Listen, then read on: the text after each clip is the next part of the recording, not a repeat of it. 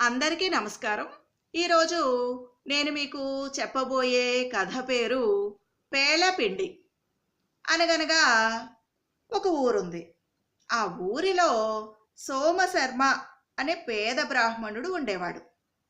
అయితే అతను ప్రతిరోజు బ్రాహ్మణార్థాలు చేసుకుని జీవిస్తూ ఉండేవాడు.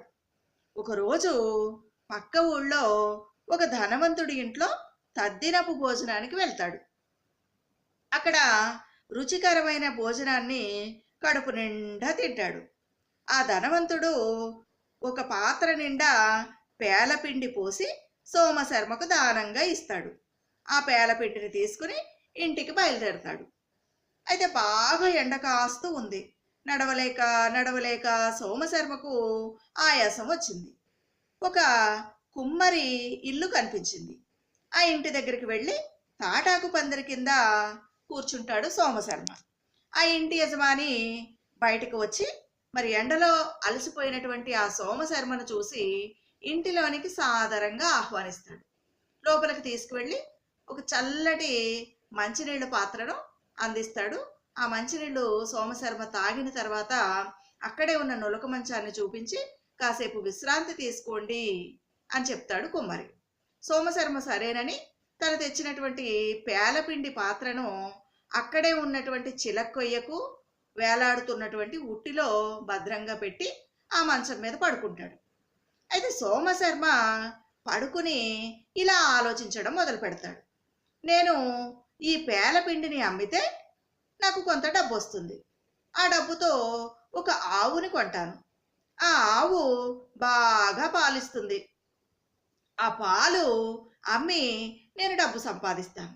ఆ ఆవుకు ఒక కోడెదూడ పుడుతుంది. దానిని కూడా అమ్మి నేను డబ్బు సంపాదిస్తాను. ఇలా ప్రతి ఏటా డబ్బు పెరుగుతుంది. నేను గొప్ప ధనవంతుడిని అవుతాను. చాలా డబ్బు సంపాదిస్తాను. ఒక పెద్ద మేడ కొంటాను. పెళ్లి చేసుకుంటాను. ఇంట్లో పని మనుషులను పెట్టుకుంటాను. నా భార్య పిల్లల్ని కంటుంది. వాళ్ళని చాలా గొప్పగా పెంచుతాను.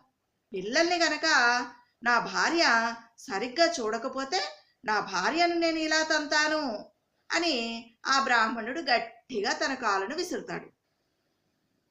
అంతే, వెంటనే ఆ పేలపిండి పాత్రకు ఆ సోమశర్మ కాలు తగిలి ఆ పేలపిండి పాత్ర, ఆ పాత్రతో పాటు ఆ పక్కనే పేర్చి పెట్టినటువంటి కుమ్మరివాణి కుండల దొంతర్లు అన్నీ కూడా కింద పడి పగిలిపోతాయి.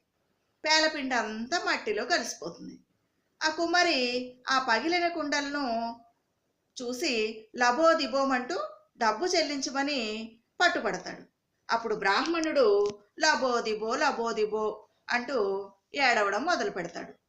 మరి విన్నారు కదండి ఈ కథ. సోమశర్మ పగటి కలలు కన్నాడు. అంటే కష్టపడి తను అనుకున్నవన్నీ కనుక చేసినట్లయితే నిజంగానే అతను ధనవంతుడు అయ్యేవాడు కావచ్చు. కానీ ఏమీ చెయ్యకుండా పగటి కలలు కన్నాడు కాబట్టి అతనికి ఆ అవస్థ వచ్చింది అనేది ఈ కథలోని మనం తెలుసుకోవాల్సినటువంటి నీతి. మళ్ళీ మరొక మంచి కథతో మీ ముందుకు వస్తాను. ధన్యవాదములు.